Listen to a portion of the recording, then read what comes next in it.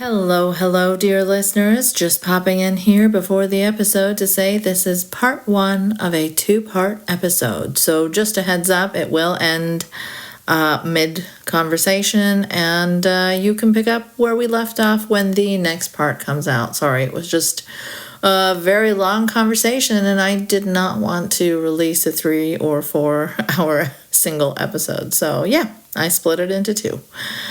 And if you're a patron, you will have early access to both episodes before they are released on the public feed. And if you enjoy the show, please do consider supporting it, because a ton of work goes into making these, and only a small fraction of listeners help keep it going. And it's pretty hard to keep it going without more support.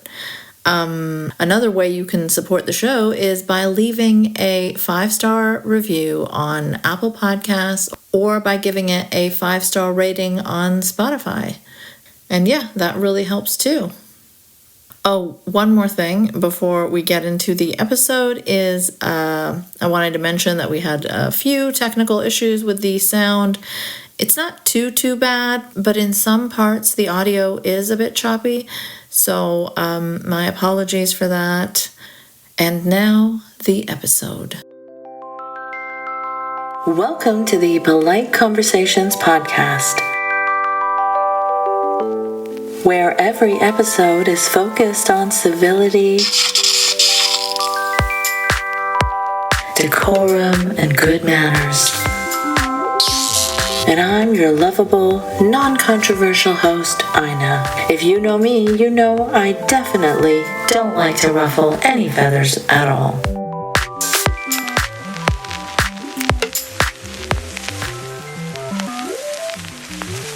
Welcome to episode 74. Today I'm joined by Jeremy Appel, author, journalist, and fellow Canadian. Hello, Jeremy. Hi, great to be here, Ina. Longtime fan of your work, so it's great to finally connect. Yeah, no, it's been awesome to see your posts and your work in this moment, especially. I find it so important, and I know you've written a book recently. You want to talk about that a little bit? Coming out in about a month, called Kennyism, Jason Kenney's Pursuit of Power. And it's in part a biography of one of the most consequential right-wing politicians in recent Canadian memory. But it's also and why this may interest people who aren't Canadian politics obsessives, is it's also a critique of how the modern sort of neoconservative right was able to gain a foothold in Canadian politics and shift the entire political discussion rightwards in the 1990s and 2000s, and of course today. Yeah. And you see, Kenney sort of now is doing this bit of a rehabilitation tour, going on all these like podcasts and YouTube shows, talking about how, the conservatism of Trump, that's not him. He's from a much more like old style Burkean conservatism. But really, what I argue in my book, and other people who I think are a lot smarter than me, like Corey Robin, who wrote a great book called The Reactionary Mind, is that it's all the manifestation of the same politics of reaction, which is designed to lock in existing power relations, whether it's through unfettered capitalism or nationalism or militarism or tough on crime policy, right? I mean, the Trump and Kenney, and I mean also like his old friend David Frum, who's now reemerged as this principled conservative critic of Trump with a column in The Atlantic. I mean, they're all part of the same project. The guy that's to the left of Sam Harris. Just pointing that out. Is that right? I thought they would probably agree on just about everything. Like they do tend to, but like on certain topics, like I think Me Too and even BLM, and even on the harshness of criticism of Trump. There were a lot of tweets that Frum did that I was like, wow, this is like way to the left of Sam. Right, because at the end of the day, Harris is like, Trump is because of wokeness. Yeah. Whereas Frum kind of, I think he wants the sort of cachet with the sort of woke, like neoliberal crowd who read The Atlantic. Both incredibly sinister individuals, and that's actually how you came to my attention, was through your like rigorous takedowns of Sam Harris, which have been like so great. I was actually just listening yesterday to your latest, listening through his recent podcast with, was it Eric Weinstein or yes, Eric? I get them mixed up. Tweedledee and Tweedledum. It's wild to me how Sam Harris is spewing the exact same Islamophobic talking points that he was regurgitating, 20 years ago. And like nothing's changed. Just a few updated with like the latest IDF talking points. But it's the same thing. It's that Islam is scary.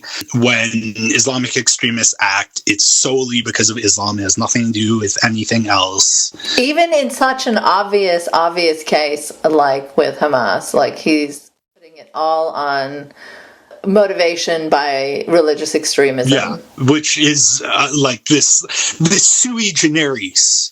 I think I mispronounced that, but you know what I mean? It has no cause or effect. It's, it's like what Edward Said was writing about in like the 70s and 80s about the nefarious use of this terrorist label, right? It just freezes time. Mm-hmm. And it's just, this terrorist is just acting based on motivations that are totally disconnected from any legitimate grievances. And so we can't actually address those grievances because they're besides the point. But, meanwhile, Trumpers have very, very legitimate reasons to get radicalized because they were called racist, because they can't do blackface on Halloween anymore. And, if someone who is in Hamas now was radicalized by the fact that he was an orphan at a very young age because his parents were blown up, I mean, that is just not legitimate. Yeah, no, that is, I think that is a really important contrast. I know I'm not here to talk about Sam Harris, but, I couldn't help it because I know what show I'm on.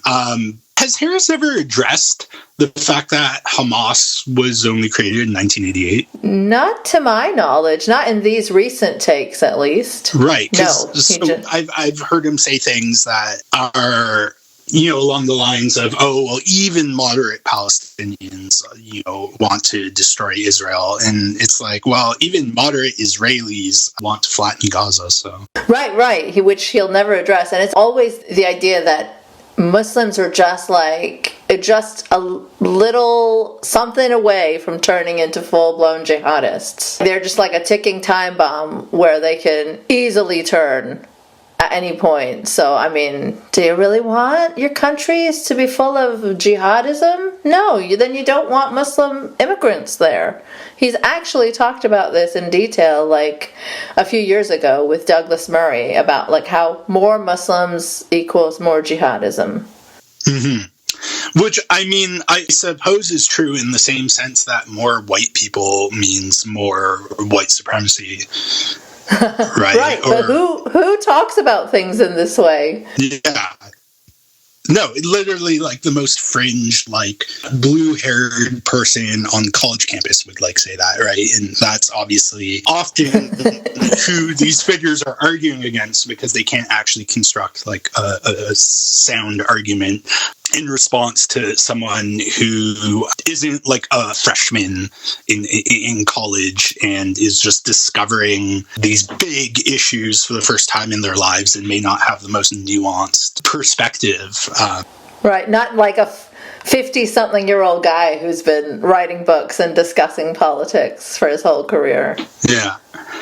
Yeah. Yeah. But anyways, I'm so honored that you listened to the Sam Harris skewering that makes a lot of people very angry. But yeah, so I guess today we're here to chat about the many, many distortions and the disinformation and constant gaslighting and inversion we've been seeing from the media and media personalities mainly, and I guess we'll be discussing it from a Canadian perspective, but like for anyone listening, if you're paying attention, I can assure you that this same thing is happening all over the Western mediascape. Yeah, I don't think a lot of Americans appreciate how horrid the Canadian media is, because I mean, why would they? Like, Canada doesn't, in the grand scheme of things, of course, there's so much more media in America, but it's a lot more concentrated in Canada, right? I mean, we have a national newspaper, the Globe and Mail, which is center right. Essentially, I mean, its entire opinion page is right wing, and then we have the National Post, which is, increasingly far right. Yep. They recently hired God Saad as a columnist. Yeah. Imagine, the guy is unhinged. He has not only hosted Holocaust deniers on his podcast and great replacement spreaders like Paul Joseph Watson, previously from InfoWars, but then he is someone who will accuse random people of anti-Semitism because they disagree with him and he is Jewish, and that is anti-Semitic. Whereas calling a Holocaust denier from Sweden, his Viking queen or whatever, is not. Yeah, and he loves to also bring up that he's Lebanese. I've noticed too. So he's not just any Jew; he's actually an Arab Jew. Yeah. I mean, he said he is like, the like D leagues of the intellectual dark web. I remember when he was really insulted that Barry Weiss didn't include him in her idiotic profile. That I think really brought this IDW moniker into like the collective consciousness, like so many awful things Barry Weiss has written. It was useful though to have a term to just like refer to all those weirdos with. And do you remember when people started photoshopping that there was that picture of them going on a dinner together and Gad Saad was not invited? It was like Peterson, Joe Rogan, Dave Rubin, just a bunch of these shitheads, Sam Harris, and the Weinsteins, and then someone photoshopped like Gad Saad, like looking through the bushes. No, I didn't see that. So good. That's great. He was so desperate to be a part of the crew, and he just never could make it. Yeah, imagine like you don't make the cut, but Dave Rubin does. Like, I know, it's so like embarrassing. You almost gotta feel bad for the guy. But actually, I know we're getting way off topic, but my favorite God Saad memory is when he made up that like clearly fake story about his wife being like paralyzed by fear because she didn't know which pronoun to refer to their server by. And he said that everyone's walking on eggshells.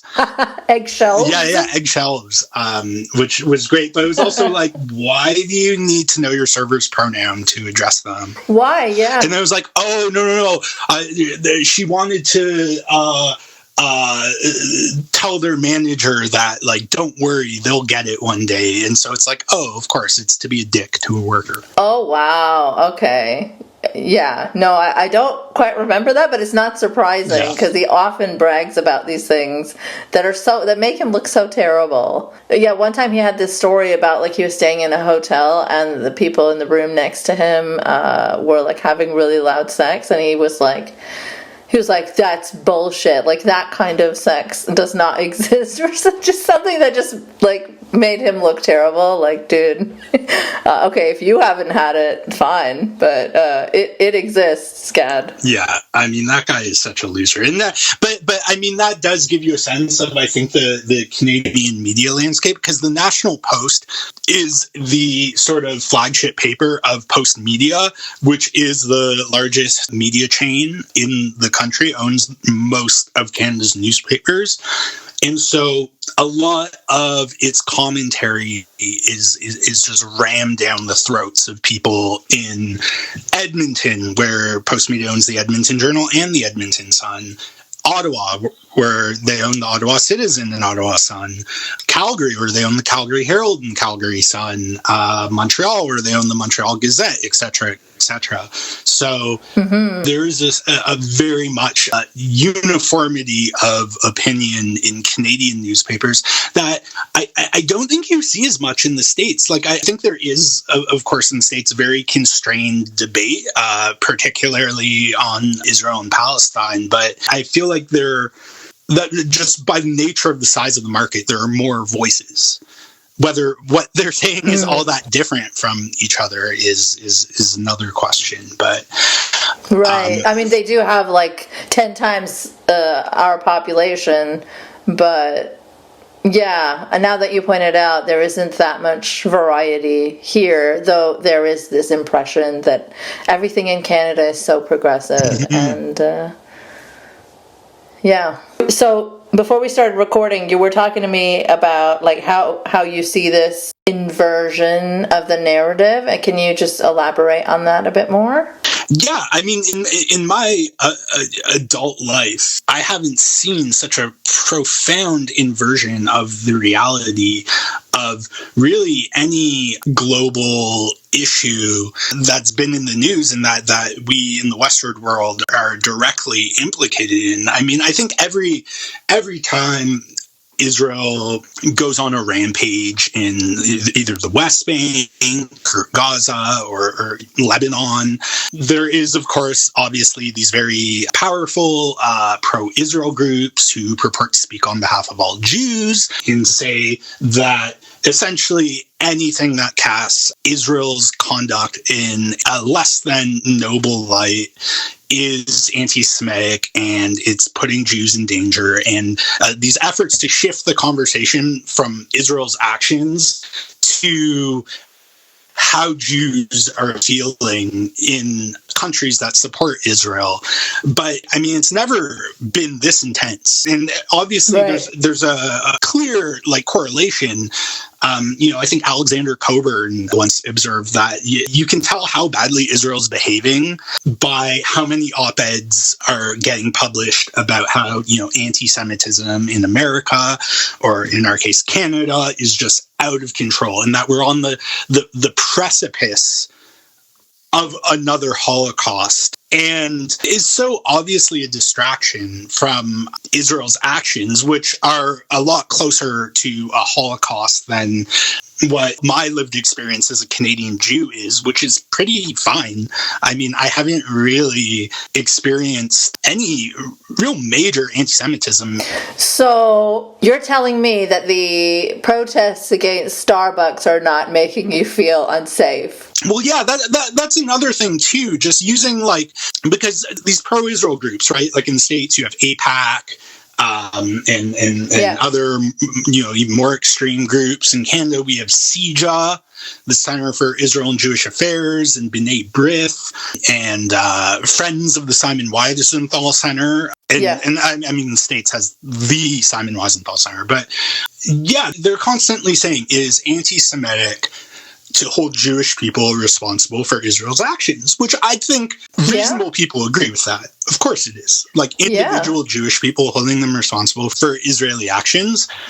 But then they do the thing, right? Where they conflate it. They conflate the actions of the state of Israel in opposition to it with opposition to Jewish people writ large. And so obviously the purpose is both to distract from Israel's actions and to cast a chill on criticizing them, because people don't want to be accused of being anti-Semitic, right? I mean, that's a serious accusation.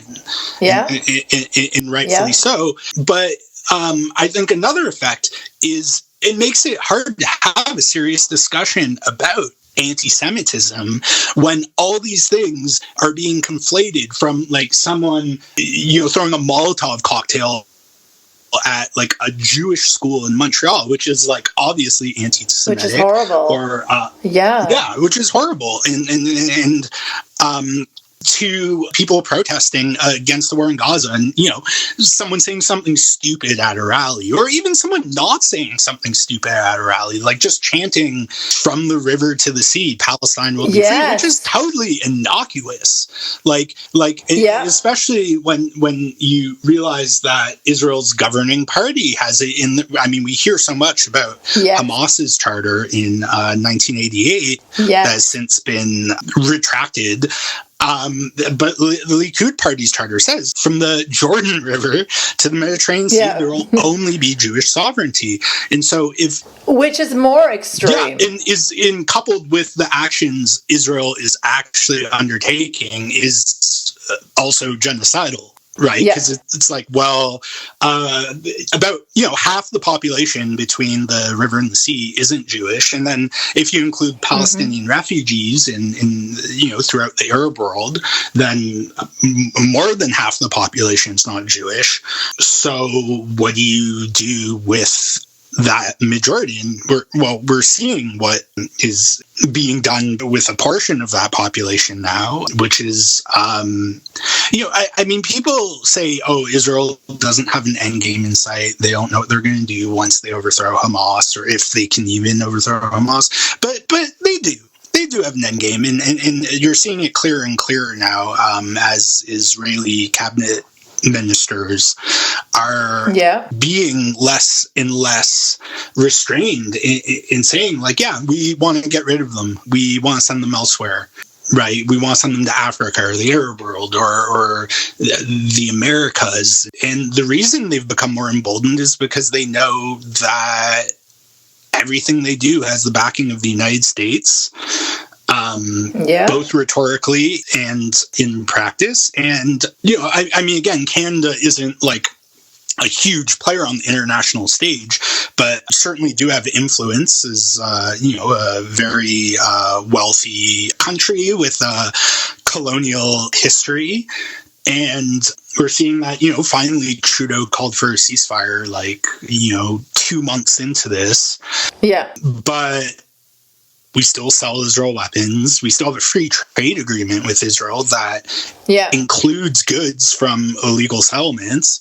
And again, all of these details are erased when this conversation is shifted towards Jewish safety in the diaspora, which is, again, not something that should be dismissed outright, but it also needs to be part of a broader conversation about Israel and these incredibly disingenuous efforts to shift the conversation towards anti-Semitism here and pretend that, this has nothing to do with Israel. We're just talking about anti-Semitism here. And then 90% of the examples you give is of pro-Palestinian protest that, can sometimes cross the line into anti-Semitism, but not the whole protest. It's like some people at the protest, you know what I mean? They're trying to throw out the whole cause because of that. Right, and it's a deliberate strategy. Meanwhile, 3 months ago, we had the entire Canadian Parliament give a standing ovation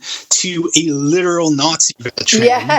Yes. And, it's interesting because, I was writing a lot about that at the time. Can you explain for the listeners how that happened briefly, just in case, someone didn't follow the story, because it was Canada? Yeah, I was surprised by how much of an international story it became. But of course, people's memories are short, and obviously it's been overshadowed by recent events.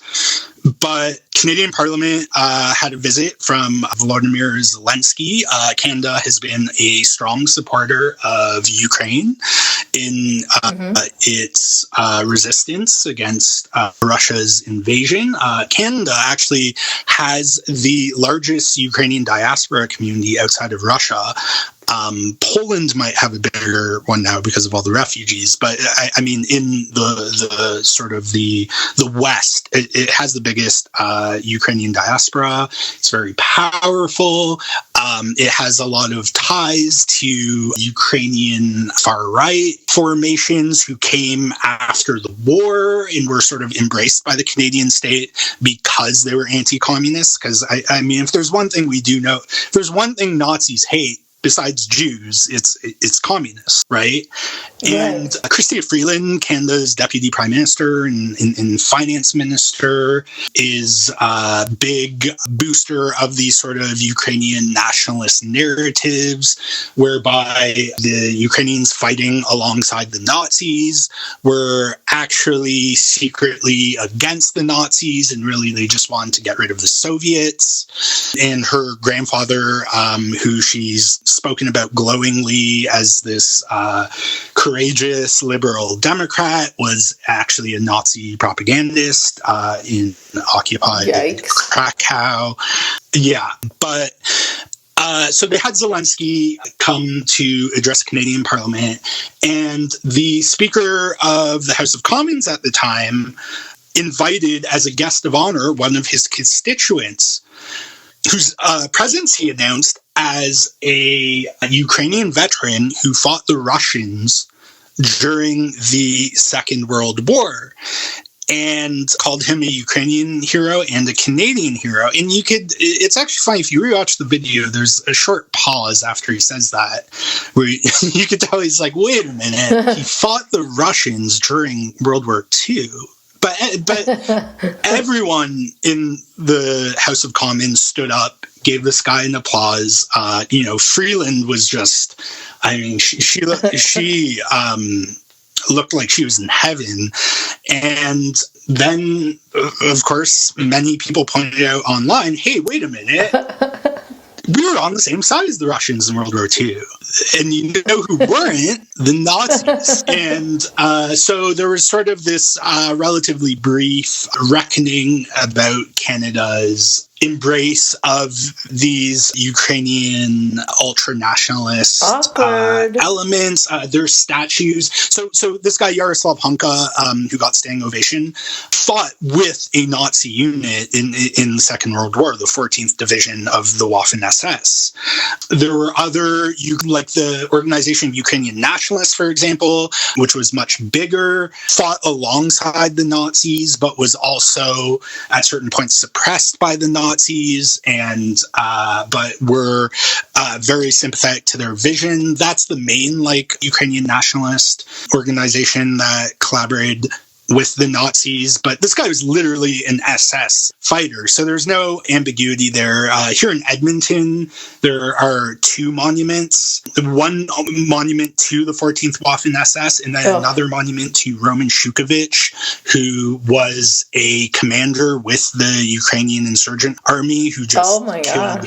They killed mostly Poles, actually, because by the time they were formed, there just weren't many Ukrainian Jews left. There's a really elongated way of saying, actually, when this came out, these pro-Israel Jewish groups were, at the forefront saying that this is unacceptable, that Parliament gave a standing ovation to a Nazi veteran, that Canada needs to re-examine its history of providing a safe haven to Nazi war criminals in Canada, because there was a report in the 80s that the government commissioned that is widely considered to be a whitewash, and half the report was never even released. And these groups were also calling for these monuments to be taken down. So, and I know who these groups are. I know how they function most of the time. And I was like, I'm glad they're on the right side of this, but, I know soon they're going to go back to harassing Palestinian students at universities, and happened a lot sooner than I had anticipated because of these horrific attacks on October 7th. And, immediately after that, these attacks, any demonstration of solidarity with the Palestinians was cast as being a demonstration in support of Hamas that was celebrating October 7th, rather than people knowing exactly what was going to come next. Right. Because it's the only way Israel ever responds to Palestinian violence is through even greater violence. Yeah. And especially when you have a openly extremist, frankly exterminationist Israeli government that has been members of which have been saying, yeah, we're going to do a second Nakba. Well, they got their pretext to do that. Tying it back to what we were saying about Sam Harris earlier, you saw the return of this sort of 9/11 style, just naked Islamophobia that, Harris embodies. But there's quite a few people like that. Like, I don't know if you follow Douglas Murray, but he's over there just like giddy with excitement. Yeah. I saw him on Piers Morgan with his press jacket. And and he's one of those guys that are just like mask off, saying like, yeah, Palestinian civilians also deserve this because people were happy that October 7th happened, and which is it's interesting too, because on the one hand, Israel's propagandists will say, oh, well, Israel's doing its utmost to avoid civilian casualties. That's why it tried to evacuate the entirety of northern Gaza to protect civilians, not to, ethnically cleanse them, which is what anyone else did that, we would see it for what it is. But of course, when Israel does it, it's this noble endeavor to protect civilians. But then now it's been proven by the New York Times that where they told people to flee, they dropped their heaviest bombs. Yeah. And again, none of these people will have to answer for this because they just move on to being wrong about the next thing, about regurgitating the next, IDF talking point. And I mean, people talk a lot about, state-sponsored disinformation when it comes to Russia. And fair enough. I mean, there is a lot of that. And there's also a lot coming from Ukraine. But when it comes to Israel, the very same people are gleeful in regurgitating Israel's disinformation campaign, which is so like riddled with contradictions. Because on the one hand, we're taking these unprecedented efforts to protect civilians, right? But on the other hand, these civilians also kind of deserve it. Right? Is what they're saying. Israel's president, who represents the nominally left-wing Israeli Labor Party, he used to be its leader. He was the leader of opposition against Netanyahu at one point. I mean, he was saying after October 7th, he was like, yeah, it's not true that there are innocents in Gaza. Why didn't they overthrow the government? Yeah. It's their own damn fault. And that's, I think, what has been especially remarkable, reading the incredibly narrow range of opinion in Canada's op-ed pages. And it's like that inversion that you were talking about, right? Where actually it's the Palestinians who are being genocided are the actual ones that are genocidal. And the ones that are doing the genocide are the victims in all of this. Yeah, like Robin Urbach, another Canadian op-ed page nuisance, whose entire... I mean, I don't think she's ever reported on a news story in her life. She's relatively young. She's probably not that much older than I am. And she started at the National Post, which major red flag if you just get clocked as out of journalism school as a National Post columnist. I mean, it tells you something. But she was saying, this was all right when the bombs were dropping on Gaza, when Israel was started bombing ambulances and bakeries and obvious civilian targets, refugee camps. Yeah, all that. She wrote a column about how now Canadian Jews know if another Holocaust happens, who's going to be on their side. And it was just crying about all these pro-Palestinian statements that were made by students in organized labor in the wake of October 7th. And again, ignoring the fact that almost every shithead op-ed columnist in Canada expresses that viewpoint. every political leader announced they stood with Israel. I think the NDP. Yeah, everyone did. Yeah, I mean, the NDP did, they called for a ceasefire relatively early, but still, in the earliest days, they were just like, oh, this is a horrible terrorist attack. There's no excuse for it. And it's similar in the States, too, right? Like, this is one issue where Republicans and Democrats are really not that far apart on their official positions at all. Oh, well, yeah. I mean, Joe Biden is, if you look at his career, there was a good piece in Mother Jones, I think a couple weeks ago, about just how extreme Joe Biden has been historically in his support for Israel, like over the top. Like when Israel invaded Lebanon, and he was like, yeah, well, civilians are dying, too bad, Israel's right to defend itself. And even some Israel supporters were like, you're not supposed to say that, And yeah, I mean, this weaponization of this language of inclusion and safety, and that totally erases all the various perspectives among Jewish people about Israel. Yes. And just says that Jewish people are feeling unsafe. The Toronto Star, to its credit, I think the only 3 op-ed columnists in the country that are all critical of Israel are at the Star.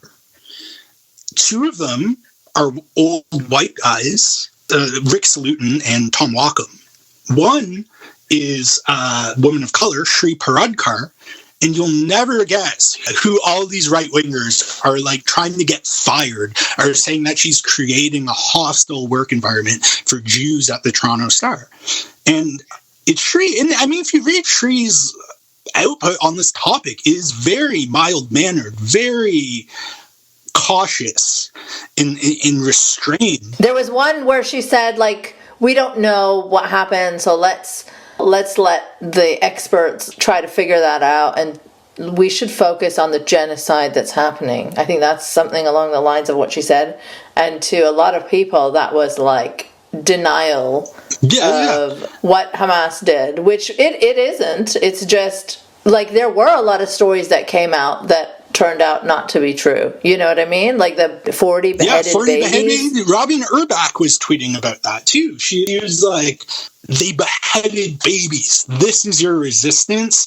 And then she had the audacity a couple weeks later when the, Al-Ali hospital courtyard explosion occurred. In the beginning, when they were still pretending like they weren't bombing hospitals. Yeah. And Trudeau and Melanie Joly said then that they fully embraced it. Yeah, but at the time they said targeting hospitals is a war crime. And then U.S. said, our intelligence says it was an Islamic Jihad rocket. And then Canadian intelligence said the same thing. And Urbach was like, this is spreading disinformation that is putting Jews in danger. How is this tweet still up? And it's just like you go back, you search her tweets for beheaded babies, and sure enough, that's still up. And now that has been completely debunked, right? Yeah.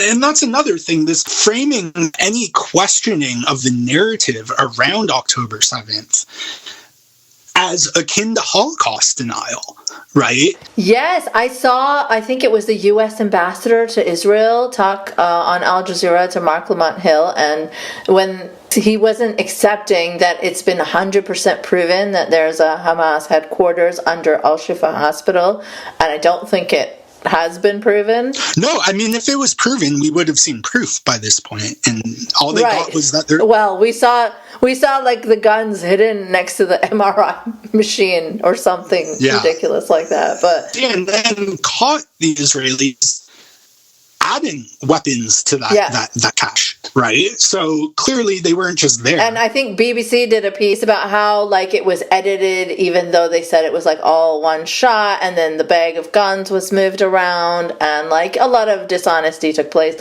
But anyways, when Mark Lamont Hill told the ambassador, or the former ambassador to Israel, that it hasn't been proven, he literally said to him, you are doing Holocaust denial because you are not accepting evidence that Israel is presenting as valid.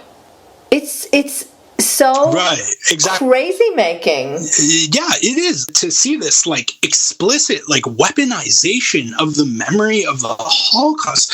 I mean, at the UN, Israel's delegation are wearing yellow stars of David, comparing Israel being criticized at the UN to the Holocaust. While they are doing so much violence. Yeah, I mean, that image is going to be in history books one day. And it's going to be for the polar opposite reason. Yeah, it's so sad. But can you tell me a little bit about your background? You were telling me before that you grew up with a very Zionist upbringing, and just, tell me more about that.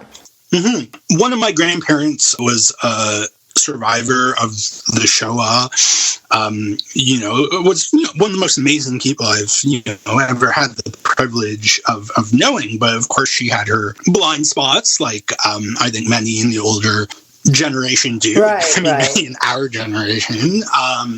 And she was a diehard Zionist, right? Yeah. I mean, that for her, it was our saving grace. It was, this happened to me, and this is going to protect us from that happening again. And of course, when you're a kid, that allure is like really powerful. It's like, yeah, of course, right? Yeah. We have our own state, we have our own military, we can protect ourselves now. And the conflict with the Palestinians is just a manifestation of the never-ending historical cycle of anti-Semitism. They hate us because we're Jews. Was it specific that the Arabs or Muslims hate because you're Jews, or is it like the world against? That's a good question. It's actually, I think, both. Okay. Like it was, of course, Muslims and Arabs in particular, but also that the entire world is critical of Israel because they don't want Jews to finally protect themselves, right? The world likes Jews when they're not fighting back is sort of the using the state of Israel as a proxy for Jewish people historically. And of course, the reason there is a state of Israel is precisely so that won't be a reality, right? But then now that we have a Jewish state, it metamorphosizes into the state is like, the Jew among the nations, I think, is like something like Alan Dershowitz or one of these propagandists would say, right? That it's Israel's constantly being treated with double standards. It is, but not in the way... You think about that a bit critically. Not in the way he thinks. Yeah, exactly. The people who are being accused of holding Israel to a double standard are actually holding it to the exact same standards that any other state. I mean, if another country was doing what Israel's doing in Gaza, and I can tell you, Modi is watching. Oh, and he's seeing what he can get away with, right? Just as Israel was watching Azerbaijan in Nagorno-Karabakh, who, by the way, they armed to see what they could get away with, and they saw that they just totally ethnically cleansed the Armenian population there, and no one did anything about it. And so it's very much this ingrained like victim mentality, which is totally understandable. Yeah, especially for someone of like my grandma, How could she not be Zionist? You can compare it to Palestinians in Gaza too, who support Hamas. Why wouldn't they? You have someone who's acknowledging your suffering, and is saying that I'm going to keep you safe. I'm going to make sure this never happens again, when the rest of the world was against you, right? Right. And so that's understandable, but it gets to a certain point. I do want to say, though, that there are a lot of Palestinians that don't support Hamas. And, their support seems to have spiked right now under the current circumstances. But, sorry, go on. Right. And it's complicated, right? Most Israelis don't support Netanyahu, but they support his war. Yeah. And I think that's a nuance that I think is lost on a lot of people because you hear people say, oh, well, there are all these Israelis protesting Netanyahu. They're against him. Yeah. It's like, yeah, but that has nothing to do with Palestinians. It's about domestic issues. It's about, the authoritarianism that's being expressed towards Israeli Jews, right? Because if you look at the biggest opposition parties, I mean, they're totally on board. Yeah. But obviously, my grandmother was, ride or die for not just for Israel, but for the Israeli right, like Netanyahu and Sharon and Begin. I went to a Jewish day school in Toronto, and this sort of blind support for Israel was instilled in me from a very young age, since I can remember. Growing up as a teenager, I knew I was a progressive. I didn't like George W. Bush or the War on Terror. And I think realizing Israel's central role in the War on Terror, particularly during the 2006 invasion of Lebanon, I remember at a certain point, George W. Bush was like, okay, we need a ceasefire now. And Ehud Olmert, who was the Israeli prime minister at the time, who's now like a left-winger by today's standards, was like, no, no, there's not going to be a ceasefire. We need to, eradicate Hezbollah.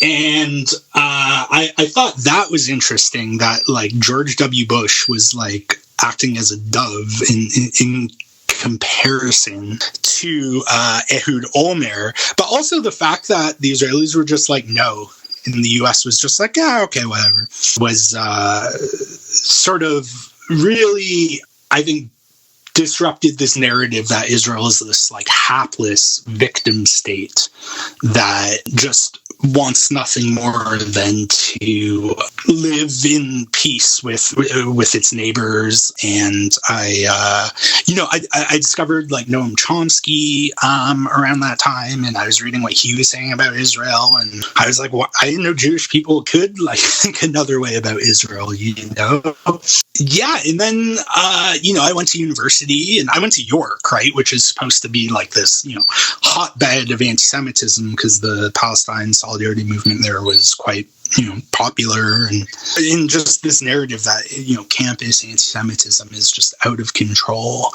And I actually had a friend from high school. I went to public school for the last couple years of high school, which I think was also part of this like realizing that there is something really wrong with this very bubble like environment I was raised in, and that I wasn't getting like a complete picture of reality. I mean, because the Jewish school I went to was a private school, right? Because in Ontario, as of recording, private schools don't get publicly funded unless they're Catholic. Catholic schools get public funding, but those are the only religiously affiliated. But they're also private Catholic schools, which is weird and so I think its income bracket was higher than most because it was a private school, but because it was a religious based school, it also it did offer subsidies to lower income people. I have a very close friend that I'm still close with who lived in an apartment building, and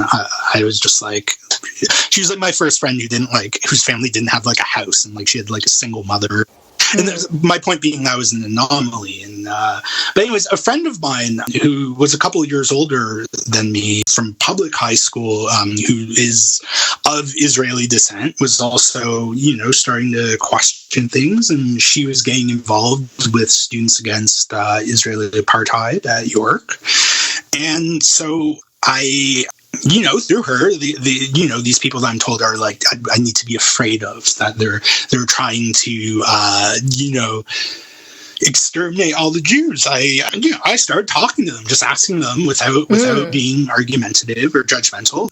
Like, what do you actually think about this issue? Like, Hamam Farah, who I met in those years, has become, I think, a fairly prominent Canadian Palestinian voice, who's actually a Christian from Gaza, and he's also a psychologist now. And he's been a very compassionate and articulate voice about what's happening in Gaza now from a perspective of someone who's supposedly yearning to be free from Hamas rule. And,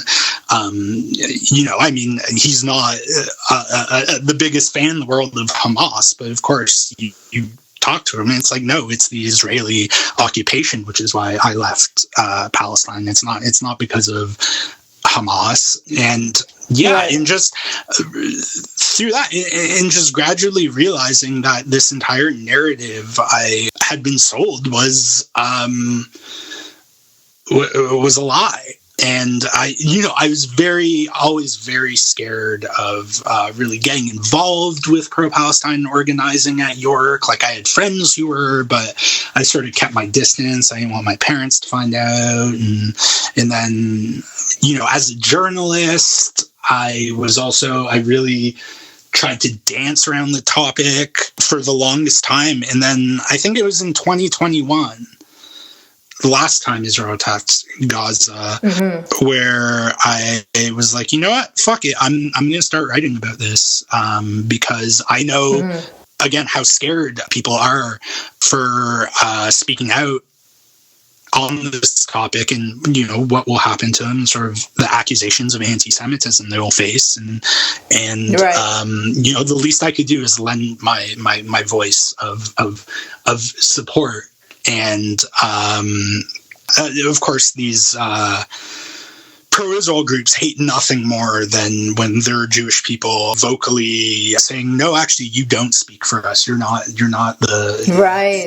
king of the Jews. Like, you don't get to say what Canadian Jews think or how we're supposed to feel about these matters," and that there is a wide array of perspective that you don't represent. I mean, CIJA in particular, the Center for Israel and Jewish Affairs, actually, is a relatively new organization that was founded in the early 2000s because the Canadian Jewish Congress, which was actually like a somewhat democratic body that responded to the sort of local Jewish federations and actually was like transparent about how its decisions were being made, and was also a flawed organization. I mean, they kicked out the United Jewish People's Order in the 50s during the Red Scare because they're a leftist organization, right? So, but it represented a spectrum of opinion from center left to the right. But its focus wasn't on Israel, right? That was part of its mandate, but it also was engaged in various social justice causes and advocating for local Jewish interests. It's still kind of mysterious how the Canadian Jewish Congress got shut down and CIJA came to prominence. But what is believed to have happened is a lot of the wealthy backers of the Congress, like Heather Reisman, who is the founder of Chapters Indigo, the mainstream book-selling monopoly in Canada, pulled their funding. You mean the sweet little mom and pop shop? Yeah, the Jewish-owned bookstore that's being vandalized because its owner is Jewish. Yeah, pulled her funds, and Jerry Schwartz, her husband too, who is also wealthy in his own right, and other benefactors like the Bronfman family, which has a weird Nexium connection. Oh, yeah, one of the Bronfmans was involved with Nexium. I don't think the ones that she's part of that family, but she.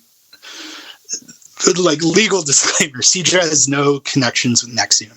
that I'm aware of. Right. But they pulled their funding because they deemed the Jewish Congress to be insufficiently hyper-fixated on Israel to create the Center for Israel and Jewish Affairs, which is almost exclusively an Israel lobbying organization that smears anyone who expresses disagreement as anti-Semitic and systematically shuts out any Jewish voices that aren't on the right. Right, like we see with Jewish Voice for Peace, like happening all the time now. They're an American group, but a pretty big one. Yeah, and we have independent Jewish voices in Canada, which is that their equivalent. And then if not now, also... Right. That was founded by the maker of that documentary, right? Israelism? Simone Zimmerman? Yeah, I think she is one of the founders of If Not Now. Yeah. Have you seen that documentary? I haven't. I've heard I need to, but have you? Yeah, it's so good. It's so good. I really recommend it. If anyone can, they should go. I think they're selling tickets to watch it online. Yeah.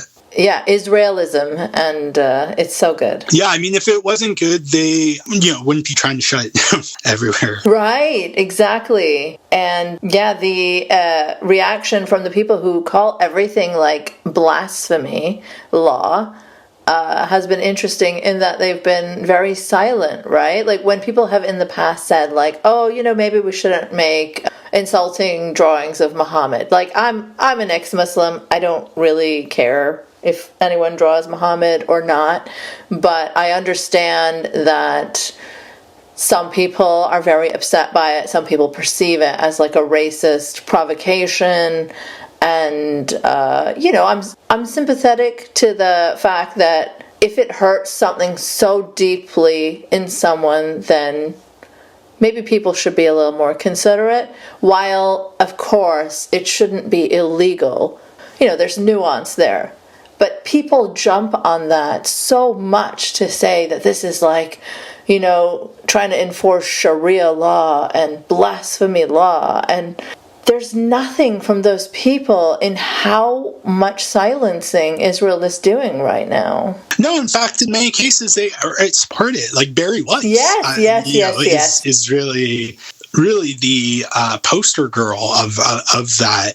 I don't want to call it hypocrisy because I think it's something more sinister than that. It's ideological. It's weaponizing, Jewish suffering to support a project that is fundamentally supremacist. And, to Barry Weiss's credit, you see like CIJA in Canada is a good example where on the one hand, they're saying that Jewish people are being excluded from progressive spaces because they support Israel. And they'll say on one hand, and then on the other hand, they'll adopt the wokeism is actually anti-Semitic because it creates these binaries between oppressed and it casts Jews as the oppressor. Right.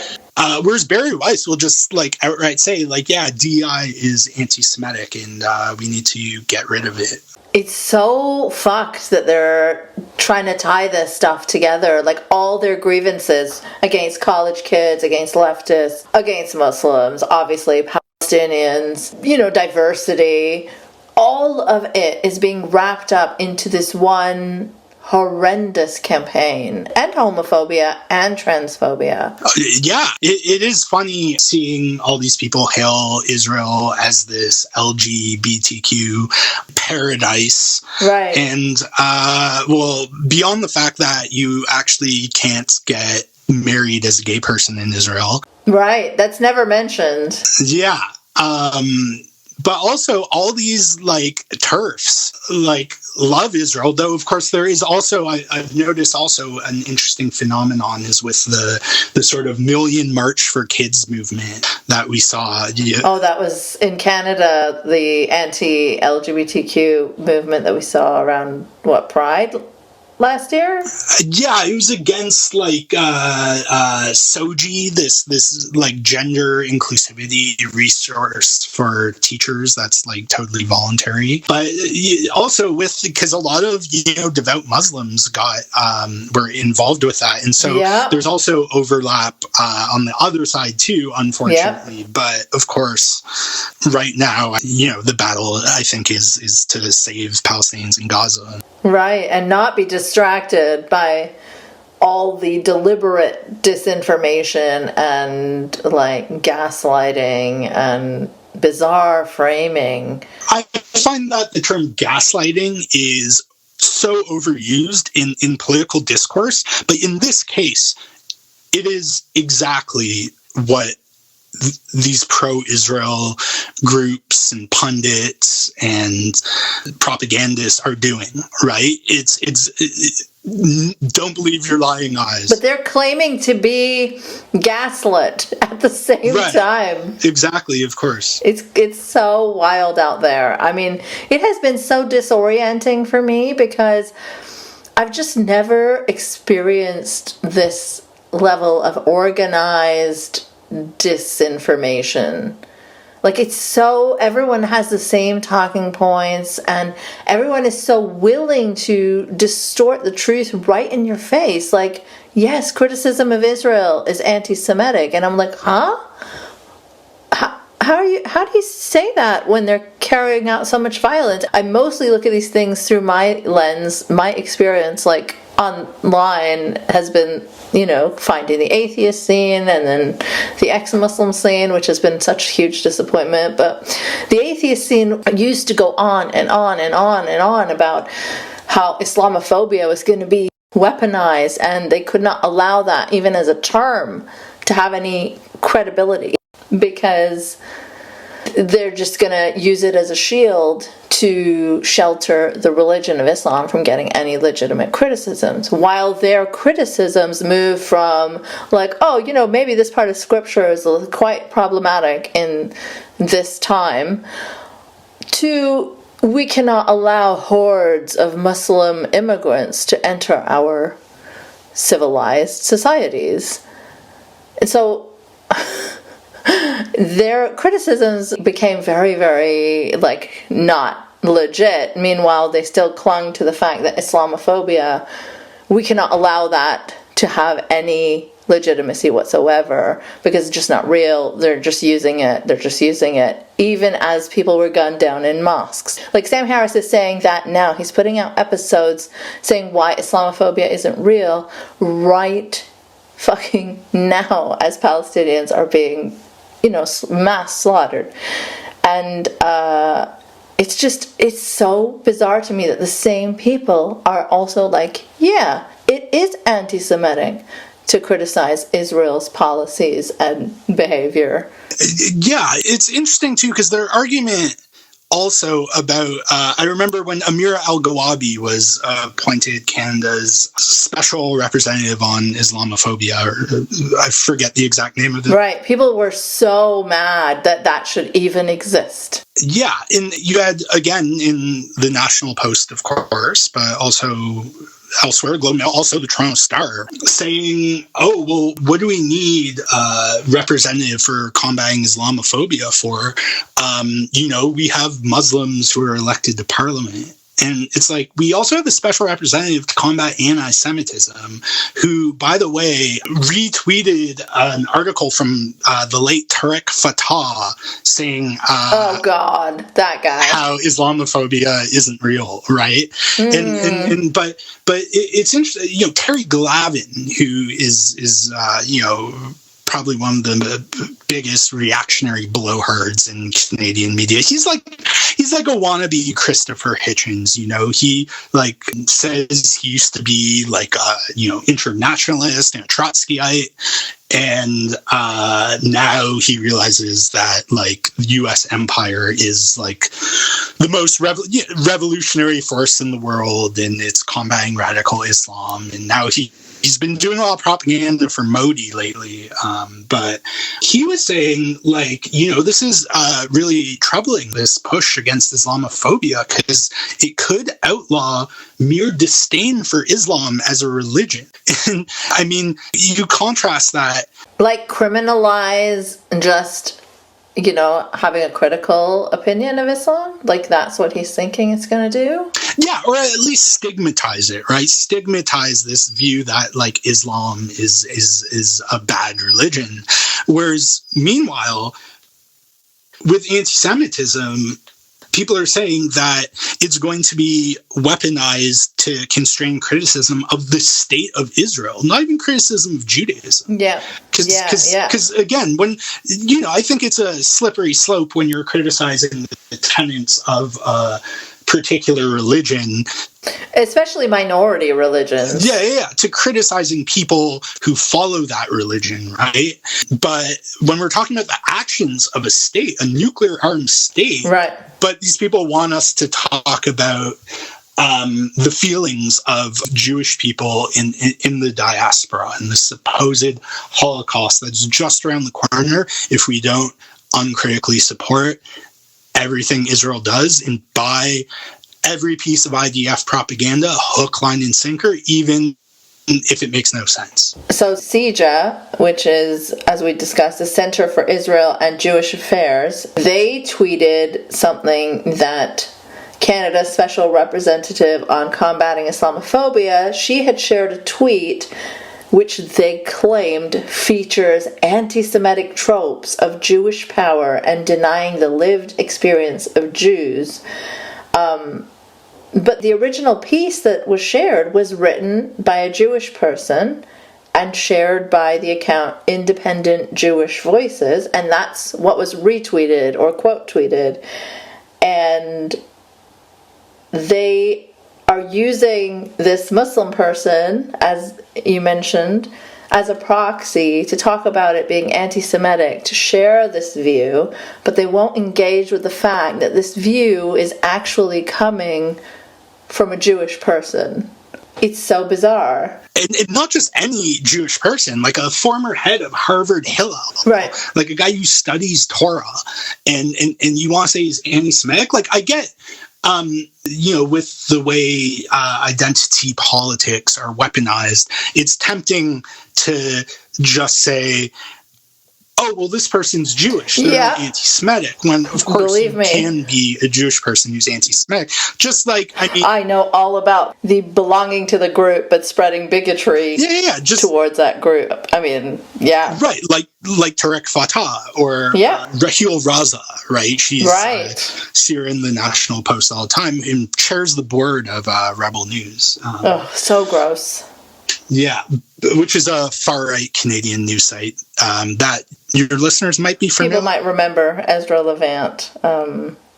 But yeah. But I think what it comes down to is whether what they're saying is grounded in embracing their understanding of their culture's values, right? So, if a Jewish person goes around denying the Holocaust, they're anti-Semitic. It doesn't matter that they're Jewish. But if a Jewish person is saying Israel's conduct in the way its supporters are trying to censor anyone who disagrees is a perversion of Jewish values, that's not, you can't argue that's anti-Semitic because it's placing Jewish values at the forefront of their critique. But that doesn't stop some people. Right, exactly. But they can't engage with it, so they use people of color as a proxy, as you said, to attack dissenting Jewish voices, which are only growing. The longer this goes on in Gaza, I think more and more Jewish people are going to be like, wait a minute, was I being told the whole story, when I was growing up? Right. And of course, no, we weren't. And, people will say, oh, well, there's, there are false narratives on both sides.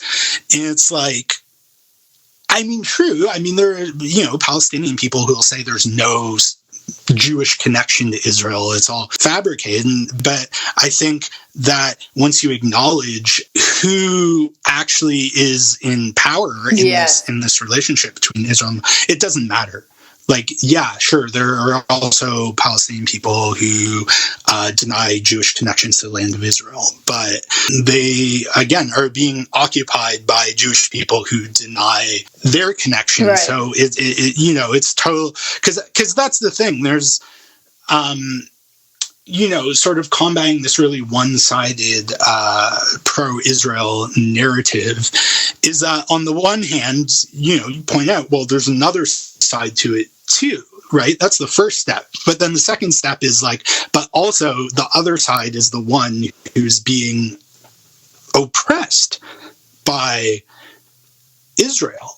And so that the reality is one-sided, but the reality is, as we've been saying, is being inverted to us in, both in Jewish people, in Jewish institutions like day schools and camps and synagogues, but also among the broader public, right? In terms of what people consume in the media and what our politicians say and what corporate leaders say. Right.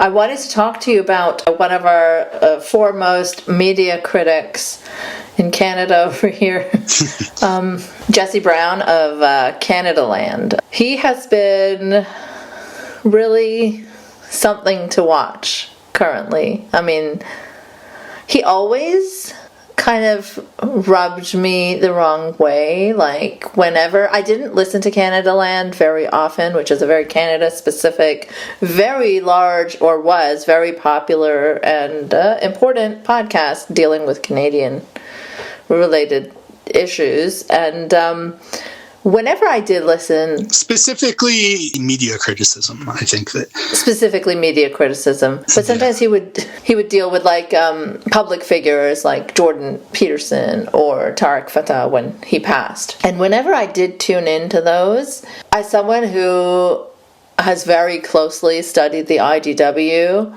and people like Peterson, I felt like it was really, really downplayed. Like, he was really smug and like, of course, like, people are over exaggerating. He's not some, like, I don't remember because it was a few years ago, the exact words, so please forgive me, but I think the gist was something like, he's not some, like, deranged incel king or something like that. But I was like, no, he actually is, though.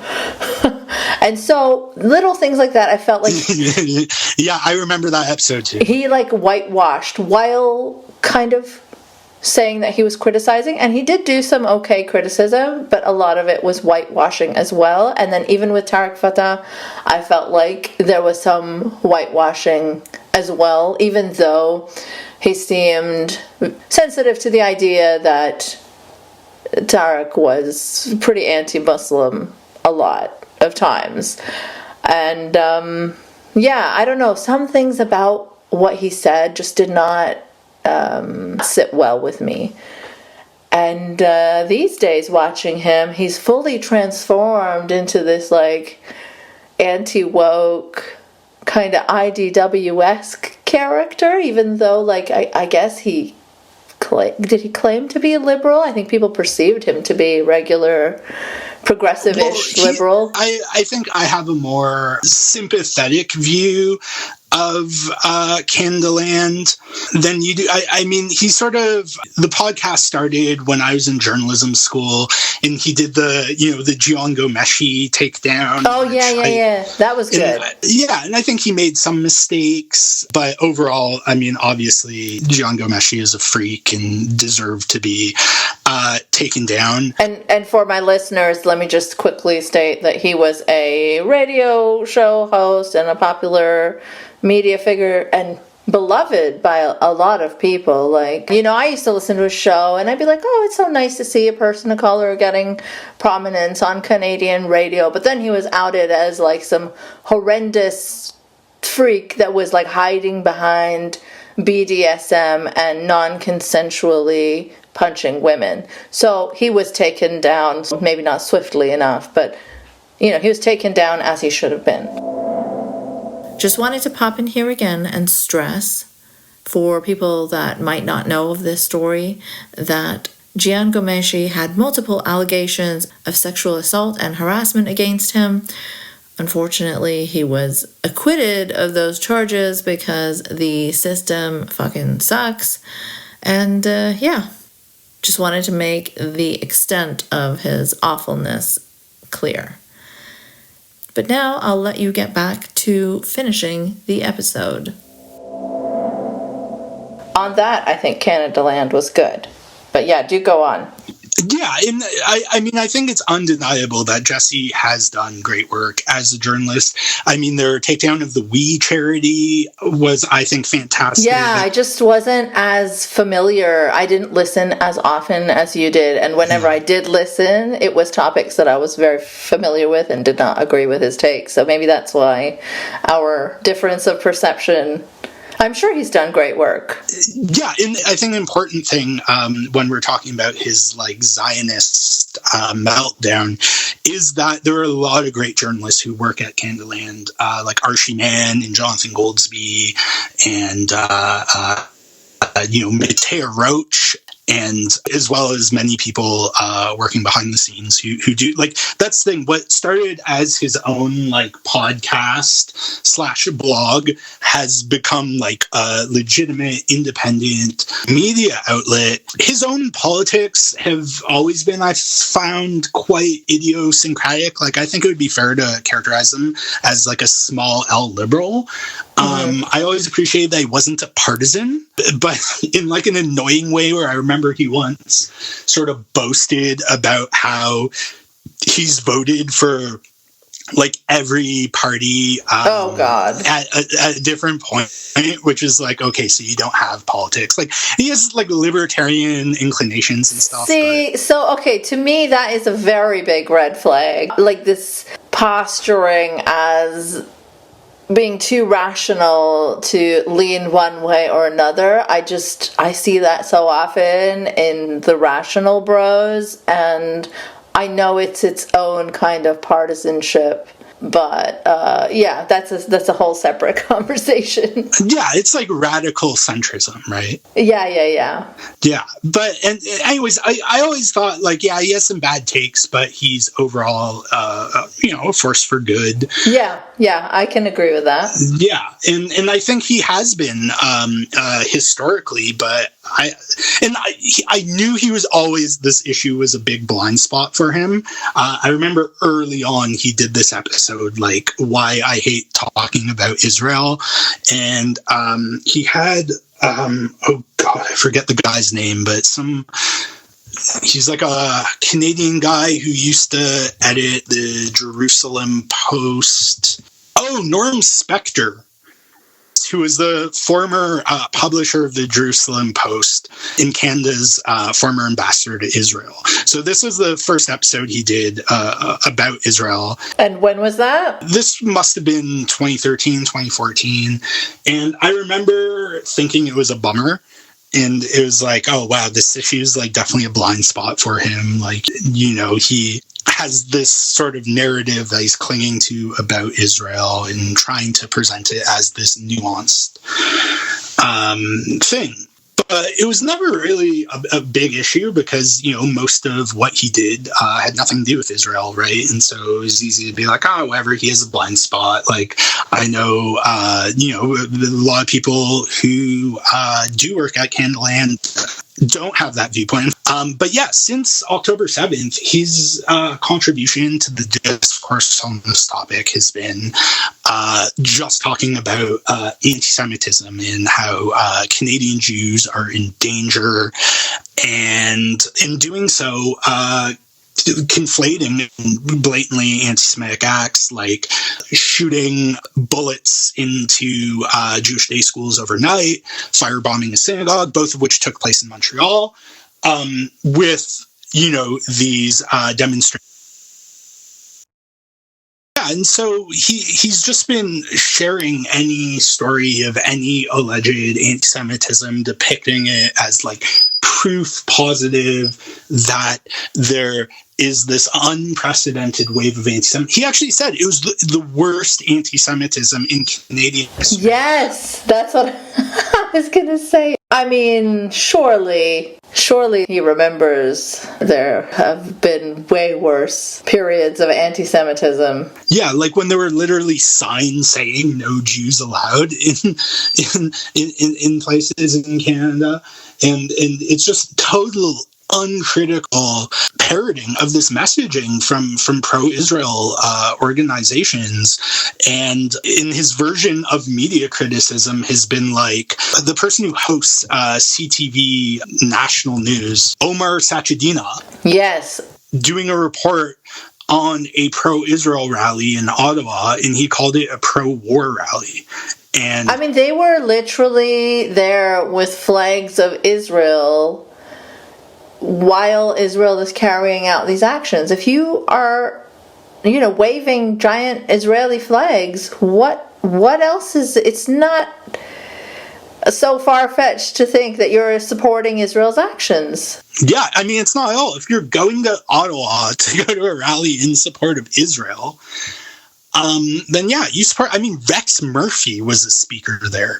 The Israeli ambassador was a speaker there. And just painting it, and this guy is a media critic. That's what he's made his brand on, criticizing these deceptive media narratives.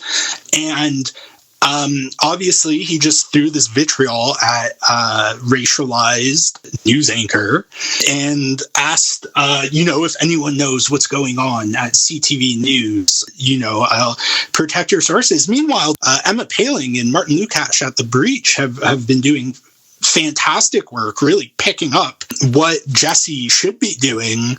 And they did look at what's happening at CTV News. And again, the reporters there are getting directives that are explicitly pro-Israel from head office, saying that they can't say the word Palestine, that, they shouldn't cover these protests, these massive protests that are happening like every week. But Jesse's concerned about accurately calling a pro-war demonstration a pro-war demonstration. Right. He said it put Canadian Jews in danger. Yeah. Like, it's just quite the accusation to say that to another journalist. Meanwhile, CTV is telling journalists they can't use the word Palestine. Right. And then I think this culminated with his really sloppy hit piece on Shri Paradkar, who we mentioned earlier as being one of the few voices in Canada's op-ed pages that has anything critical to say at all about Israel.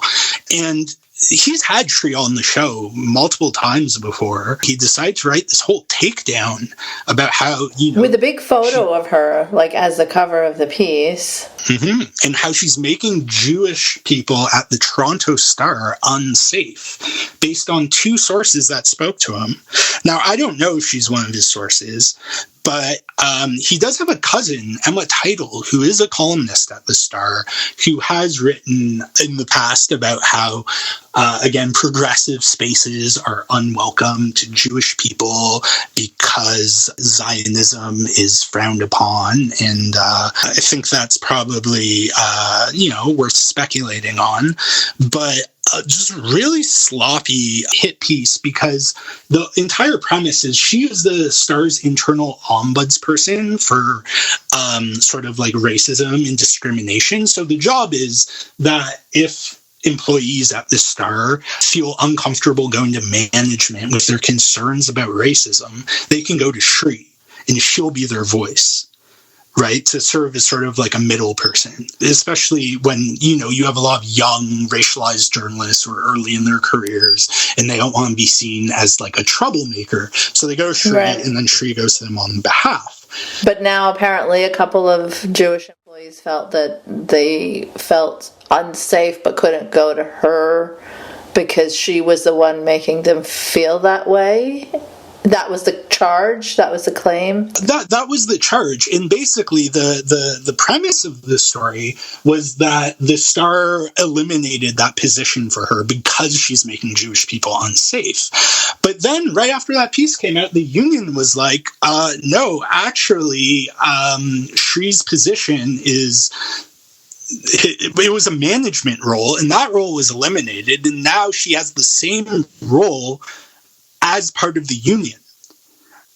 Right? So the job wasn't eliminated. It was just brought into the collective agreement. So it was spun as this thing, this controversy about her making people unsafe. And the only reason that they said that is because she said that we don't know the details of what happened. Let's leave that to the experts and let's focus on the genocide. And then there was like, I don't know, she retweeted who is a Jewish person, I believe, but they also have had some other tweets that are a bit strange. But she didn't retweet those specific tweets. It's like another tweet of, like I think that person that she retweeted also tweeted about, I think America should resettle Israelis or something like that. Yeah, and nobody is asking for that. Nobody is talking about that. That was this person's own thing, and I don't think that Shri retweeted that at all, but she said she retweeted something else that person said. Yeah, no, and the piece was updated with a clarification that it is uncertain if Paradkar was aware of another tweet by Gallender suggesting that land could be returned to Palestinians by relocating Israelis to the United States, an act which could meet the UN definition of ethnic cleansing. Paradkar did not retweet that message. Also, it's funny because the original piece just said that what Gallender was saying was advocating was ethnic cleansing, and it was updated to be like, well, it could meet the UN definition. But what about other things that are also ethnic cleansing right now? There's no mention. Yeah, no, of course not. The actual ethnic cleansing that is happening. Mm-hmm. And then there's all this other weird stuff that, so basically, some journalists wanted to attend the, Israeli embassy's screening. Weird edited screening of those Hamas videos from October 7th, which I think Owen Jones, he attended it in London or somewhere in the UK, and he did a good job of being like, okay, here's what it shows, here's what it doesn't show, here's some things in it that because apparently there are some voiceovers in it that were added where this was like really graphic, like talking about how they were gleefully like playing soccer with a person's head. That there's no video of that. It's just a voiceover of someone and of course Israel has repeatedly, and they won't share like an unedited version with journalists even. Like it's only their pre-approved screenings that they're, it's just the whole thing is so strange. Yeah, but the way it's addressed in this hard card, it has nothing to do with her, but apparently some journalists wanted to go. The managing editor of the Star said no, because we already have Rosie DiManno going, who, of course, is another one of Canada's cheerleaders for Israel in its op-ed pages. And he also said, like, consider, like, the mental health toll or something like that. But yeah. I mean, he should have let whoever wanted to go should have been free to go. I don't know why he would stop anyone, but yeah, it doesn't have anything to do with the person who the hit piece is about. It's very strange that this big piece with this big photo of her and her name on the headline is filled with all these things that are unrelated to her. And there's some other, like, real sloppy reporting. He talks about, again, this has nothing to do with Shri, but a couple reporters at the Star, one of whom are Jewish, have been covering pro-Palestine rallies. And they quote a group called Toronto for Palestine, which was accused of Holocaust denial. Right. They had a very stupidly worded Instagram story. I remember that, like saying something along the lines of, oh, well, if they're doing so many lies about this genocide, imagine how much they might have lied about another genocide, right? Like something like that. And when they were questioned, it was, of course, that wording is unacceptable. It's not a good way to say, even if they're trying to say the thing that they... So they say that they were not talking about the Holocaust, and they were talking about the Nakba. And if you look at that as that being the intent, it is very true that Israel has tried to distort and deny the Nakba. Like they have called it an Arab lie. They have called it a justification for terrorism. And in 2009, the Israeli Education Ministry barred the use of this word in textbooks for Palestinian children. So they have certainly lied about that. Yeah, but again, very stupidly worded. Very and I think the fact that it was deleted quickly suggests that wasn't their intention. Because if it was, then and they believed that it was a reference to the Holocaust, then why would they take it down? But well, maybe they did not consider stupidly that it could be misinterpreted this way, and obviously it can. So I don't know. Maybe that is why they deleted it quickly. Like, oh, fuck yeah, that does sound terrible. But either way, their wording was unacceptable and absolutely sounded anti-Semitic. Yeah. But their clarification, if you look at that intent, then they're not wrong that lies were told about the Nakba as well. That is not anti-Semitic to acknowledge. Exactly. And people, I mean, I think, like, obviously when people are talking about this issue, I mean, they do need to be careful. Exactly. Because there are vultures out looking to take anything you say and cast it in the most unflattering light. And also the history, right? You do have to keep that in mind. Like, you can't just post like a picture of Netanyahu being a puppet master, for example. Yeah, or like, you know what I mean? Drinking the blood of a baby or something, right? Like that. Right. That is anti-Semitic, regardless of what the intent of the person who posted it was. It can be difficult to navigate if you want to harshly criticize Netanyahu. You still have to be aware of tropes, but then people are kind of using that confusion and saying, like, criticizing AIPAC is relying on anti-Semitic tropes or going back. Exactly. It reminds me of, Ilhan Omar. I mean, how is a Somali refugee supposed to be in tune with all the intricacies of Jewish sensitivities that are totally justified based on the history?